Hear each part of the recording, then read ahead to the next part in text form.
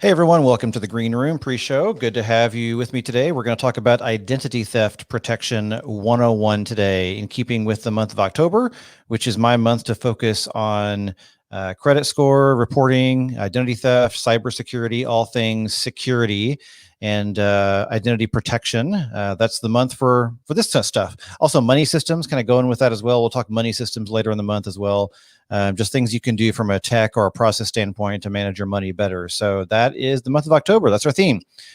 As always, if you're joining live, welcome. You can post comments or questions below in the chat. We do this live every Tuesday afternoon at 1:30 p.m. Eastern, and we're glad you're here. So we'll also wrap up as usual after the music stops for the podcast recording. I'll stick around in the green room as well if there's anybody there for questions after the fact too. So, all right, with that, let's get started.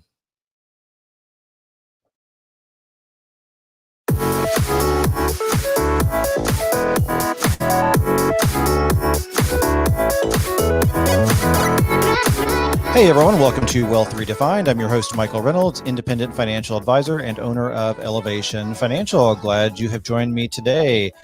As I mentioned before, month of October for me is focusing on security, cybersecurity, identity theft protection, money systems, credit report, all things security focused. So that is my theme for the month of October. October is also Cybersecurity Awareness Month. I may have mentioned that last week. I forgot if I did or not, but I didn't really know that when I planned these themes out. It just kind of happened to fall into place accordingly. So that worked out well. So we're going to talk today about identity theft protection. Kind of an overview of what it is, how it works, whether you need it or not, just kind of a general discussion about identity theft protection. So let's talk statistics first. Let's talk about what the impact or exposure really is for identity theft protection. First of all, in 2019, approximately 14.4 million consumers became victims of identity fraud. That's about 1 in 15 people. That's in the US. So about 1 in 15 people were victims of identity theft. Overall, 33% of US adults have experienced identity theft, which is more than twice the global average. So again, 1 in 3 people have experienced it at some point. And 1 in 5 victims of identity theft have experienced it more than once. So it's not one of these things where, we just think it's something that happens to other people. It's not really going to happen to me. The statistics really point out that there is a, not a massive chance, but a pretty decent chance that you may become a victim of identity theft at some point in your life, and maybe even more than once. So it's something we need to be concerned with and need to think about. I personally think about this a lot as having someone who's worked in tech in my previous backgrounds and lives. I've been in tech a lot. I kind of know what's at stake and what's possible. So I'm a little overly paranoid as well. But identity theft is a very real thing in the US. It happens to a lot of people.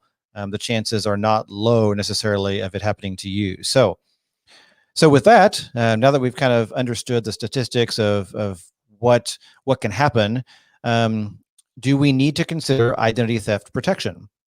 So there are various services out there that provide ID theft protection. There's a bunch out there, LifeLock, Identity Guard, Xander Insurance has one. I think Experian has their own. There's quite a few different products out there. I'm not endorsing any one product or anything. If you're my client, we work one-on-one. I can talk to you more about specific products. But in general, there's quite a few products out there that offer ID theft protection. So what does an ID theft protection service do? What do they actually do for you if you pay the $20 a month or the $30 a month or whatever it is to subscribe to the service? So one thing they do is monitoring. So ID theft protection services monitor your credit files and they alert you about activity. So if someone's trying to open an account in your name or doing a credit inquiry, they alert you when that happens so you're aware of it. So obviously if you're applying for a loan, you know it's happening. But if someone else is trying to open an account in your name fraudulently, these services, they advertise that they will ping you and alert you with either a pop-up or an email or a text or something that's an alert to tell you that someone is trying to open an account in your name. And if that's you, then great. But if it's not you, then you want to know that, because that's in theory someone trying to steal your identity and open an account in your name. So when they alert you, again, these can be pop-ups or alerts on your phone. It's a good idea to have these alerts in place because often, we can find these things out after the fact, but when it's happening, you want to know right then, so you can immediately call your bank or call your credit card company or call the provider that the alert is going toward, and really see if you can head that off quickly. So they alert you, they monitor, and they kind of keep an eye on attempts to open accounts in your name. The other thing they do is recovery. So this is probably even more valuable, in my opinion. I shouldn't say more valuable because they're both extremely valuable, but the recovery part is extremely valuable because these services have what's called recovery insurance, or effective insurance for recovering your life, basically, when this happens to you. They'll often spend up to $1 million or more to recover your account, your funds, the money, the information, your identity in general. Like they'll go through all of the steps to do this for you. They had kind of undo the damage to your credit. So these are really useful because, and I'll go into more detail about this in a few minutes here at the end of the episode, but this can be really useful because it takes a lot of time to go through all of the steps to recover your identity. All the paperwork, all of the phone calls, all of the stuff you have to go through to recover everything. So these services offer a recovery benefit where they will do that legwork for you. Some services also offer additional stuff. They offer things like they can give you updates about identity theft news. If there's a major breach happening, they'll alert you, hey, Yahoo Mail or Google Mail or Microsoft, or whoever had a large breach. And if you have an account with these providers, you may want to be aware of this and change your passwords immediately. They can also offer things like information on local sex offender registry. So if you live in a neighborhood and you want to kind of know, if there's sex offenders living around you, they can issue alerts like that when people move in. They also monitor the dark web, which is kind of not the main social network stuff, but it's things that are considered like underground sites where the general public doesn't hang out, but there are places where people exchange passwords and identity theft information to kind of swap criminal activity. So they can monitor sites like that for your email address and information about you as well. So these are potentially useful services to have. That's really what the ID theft protection service does for you. It's the monitoring, the alerting, the recovery process if necessary, and some of the ancillary services like dark web monitoring, etc. So, do you need it? Should you get ID theft protection? That's a personal decision, up to you. But my opinion is that it's a great idea. I personally do have it. I do recommend it. I think it's a good idea, and here's why. I recommend it because, yes, you can do all this stuff yourself. You can monitor your own credit. You can pay attention to news about major sites being compromised. You can monitor your credit report. You can pay attention to this stuff. You can go through all the steps to recover if you are a victim of identity theft. But do you want to do all that stuff, and are you going to do it? Well, on the monitoring and the alert side, I mean, probably not. I don't know anybody that is completely diligent about monitoring their credit, monitoring all their account activities, really being diligent about paying attention to all this stuff. We're busy. We don't really have time for all this. So I think it's a great idea to have ID theft protection that is doing that for you, that is monitoring your accounts and monitoring that for you.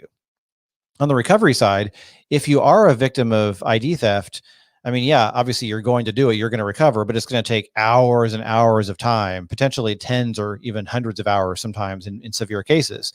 So that is time that you're not working, not making money, not spending time with your family. It's a real drag on your life, and you don't want that distracting you. So the small monthly fee you're going to pay, to me, is worth it to be able to have that insurance against the worst case scenario. So personally, again, it's a personal choice, but personally for me, I think it's a great idea. I have it. I do recommend it. I think that the price you pay for a service like this is very reasonable and worth it compared to the potential downside of not having it. So I personally have it. I do recommend it. I think it's a great idea. So what should you look for in a service? Again, I'm not really going to endorse one specific service here. I personally use, one that I've done research on. I've used different services before. I've used some of the big names, some of the smaller names. What I look for first and foremost is good technology and user interface. I'm looking for a service that has a great mobile app so I can quickly scan the mobile app and look for alerts and make updates. Great technology that allows me to easily add family members, keep my account up to date, link up all my accounts. Just a really good user experience is important to me because I want low friction. I want to be able to interact with it very easily and therefore use it effectively. I've used services before that have a lot of friction. They're hard to log into. They're hard to use. And that defeats the purpose. You want a service that you're going to actually enjoy using. I'm also looking for something that's pretty comprehensive. I want a service that monitors dark web. I want a service that monitors my email accounts, that has a pretty comprehensive breadth of monitoring services and really covers as much as possible.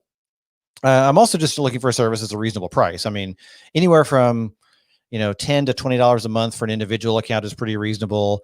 $15 to $30 a month, in my opinion, is reasonable for a family plan. So that's kind of the ballpark I'm looking for. I'm not going to overspend, but I also want a service that is, covers the bases and really is comprehensive, but reasonably priced. Those are really the main things. Aside from that, a lot of the main services are all pretty much offering similar things. So look for something that, again, is a really good user experience, so there's no friction, and reasonably priced as well on a comprehensive list of services they offer. So that is my overview of ID theft defense or ID theft protection services. I think it's a good idea. Here's something else I want to ask you to consider, and that is freezing your credit report or freezing your credit. Whether you have ID theft protection or not, I think it's a really good idea to freeze your credit. Definitely if you don't have it. If you don't have it, absolutely, I would recommend freezing your credit. If you do have it, I would still do it, whether you do it or not. And what it does is it freezes, well, I mean, effectively the name is pretty self-explanatory. It freezes your credit, but it keeps inquiries from hitting your credit report and getting information back. So if you're applying for a loan and your credit is frozen with the 3 major credit bureaus, then there will be no information returned back, and basically it'll stall out. It'll kind of just fail, basically. So that means people can't open accounts in your name. And so you want to contact each of the 3 major credit bureaus, and you want to freeze your credit with each of them. You can do this by calling them. You can do it online.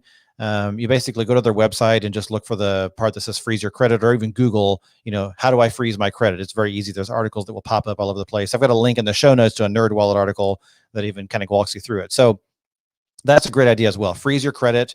You can unfreeze it if you do apply for a loan. Total tangent, I'm anti-debt, so I think it's a great idea to not apply for loans, and so therefore you may never need to unfreeze it. But let's say you do. Let's say you're applying for a house, mortgage. Let's say you are applying for some sort of loan. You can unfreeze your credit instantly and then refreeze it once you're finished applying for that loan. So you can just keep it frozen until you need to unfreeze it. So that's a great idea as well. So again, freezing your credit, whether you have ID theft protection or not, great idea. Overall, though, I do like the idea of ID theft protection services. I subscribe to one personally. I have for a long time. I think it's well worth it. And the monitoring, the alerting, and the recovery, in my opinion, is well worth the small price you will pay for the service. So that's my take on ID theft protection, kind of an overview, the statistics, the risks behind it, and the protection, how it works. So if you have any questions about this, as always, you know where to find me. My website is elevationfinancial.com. Definitely hope you stay safe from cybersecurity attacks and ID theft. By the way, while we're on the topic, last week's episode, if you haven't heard it, is a great way to kind of review ways to just protect yourself and your identity with or without identity theft protection, because the stuff we talked about last week is going to go a long way toward protecting your life and your money. So with that, reach out if you like, elevationfinancial.com. I'd love to hear from you. You can book a complimentary money session online if you would like to chat. So with that, thanks for joining me today. As always, have a great day. I'll see you next time.